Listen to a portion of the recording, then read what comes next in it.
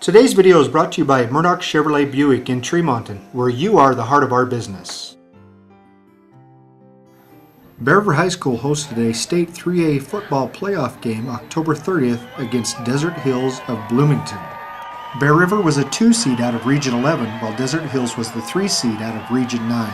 But it was Desert Hills who came away with the win after going for this 2-point conversion in a 15-14 double overtime game. And after finishing second place in Region 11 and 5-5 overall, the Bears reflected on their season. Your team finishes 5-5. Just put your year in perspective. How you felt like the season went. I thought we had a really good season. We were the closest team I think Bear River's ever had that I know of. The record doesn't. Our record doesn't show how good we actually did. 15-14 loss in double overtime, a real heartbreaker. What were your feelings after that game? I was pretty sad, like most all the seniors were, because I mean we're done now. But at the same time, I knew that we gave everything we had. Well, you know, kids took it about what you'd expect them to take it. It's extremely difficult and bitter and an awful feeling when you've deserved a win and earned a win and you let it slip away like that, and it's going to stay with them for a long time. It's going to stay with those seniors for a long time. Like, we all left everything we had out there, and so there was nothing more we could have done. It was clear early on both teams' defenses would dominate the game as they dug in and allowed few precious yards. A.J. Sanchez and Peyton Wells were the main contributors to the offense. Yes.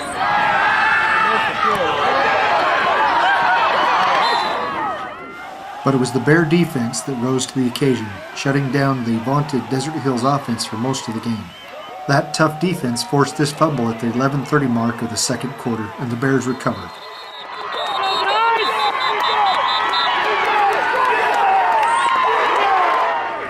From there, the offense took over, driving the ball towards the goal line.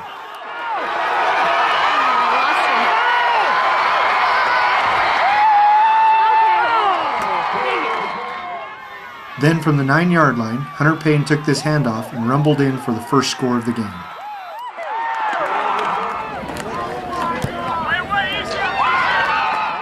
At the 6:20 mark of the second quarter, the Bears forced another fumble, gave the offense a golden opportunity.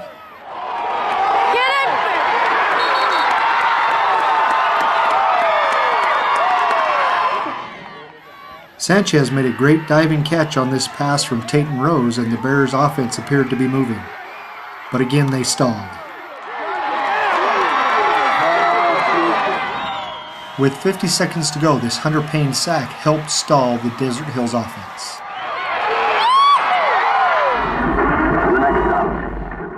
During halftime, the Bears made some adjustments for the new fronts that Desert Hills had been showing. The game plan was to be able to attack away from their strengths, and we did that very well.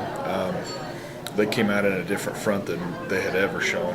I think they pulled out all the stops for us, as you would expect, and so we adjusted as a coaching staff and started to attack them a little bit different. To get the ball into AJ's hands, we wanted to get the ball in Peyton's hands quite a bit, and we had 2 or 3 fourth downs where we had to pick up a yard or two, and we just didn't convert, and that killed us. And with new cheerleader Emily Christensen behind them, the Bears took the field.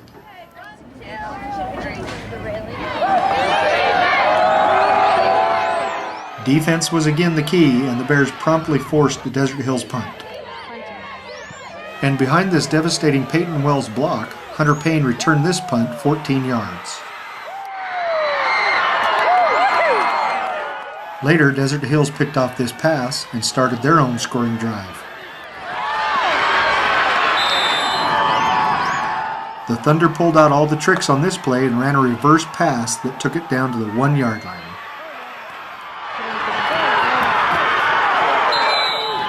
Then, at 9 minutes to go, on the 1-yard line, this touchdown pass tied the score at 7-all. The Thunder got the ball back, and at the 4-minute mark, missed this field goal that could have won the game. With 1:45 to go, Hunter Payne intercepted this pass, and the Bears were in scoring position. But again, the offense stalled. Another golden opportunity came in the first overtime when Riley Steed intercepted this pass. That produced a 37-yard field goal attempt, which was no good. Then in the second overtime, backup quarterback Wade Miller connected with Drake Walker on his 25-yard touchdown pass to give the Bears a 7-point lead. The PAT was good, setting the stage for the final score. I have no regrets along with the whole team. Like, I felt like we worked hard the whole year and that we feel like we could have and should have gone farther, but I mean, it's in the past, so. But I felt like it was a way good season because we bonded so close together and there's no regrets. Finished 5-5 on the year, but it seems like that there was a change in attitude and the Bear River attitude was back on football. Just talk a little bit about the season and how you felt about it. I felt like it was a very extremely positive season.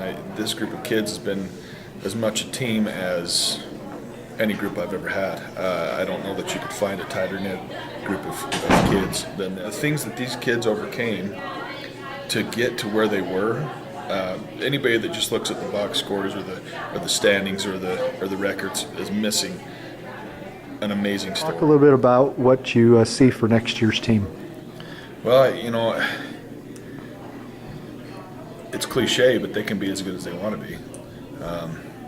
You know, we're right here at the end of the 2010 season, wondering what they're going to be like in 2011. And if you look forward, I can't predict that, but I can promise you that they're going to work their butts off, and then whatever they earn, they're going to get. This video is brought to you today by Murdoch Chevrolet Buick of Tremonton, where you are the heart of our business. Reporting for The Leader, a multimedia company, this is Greg Madsen.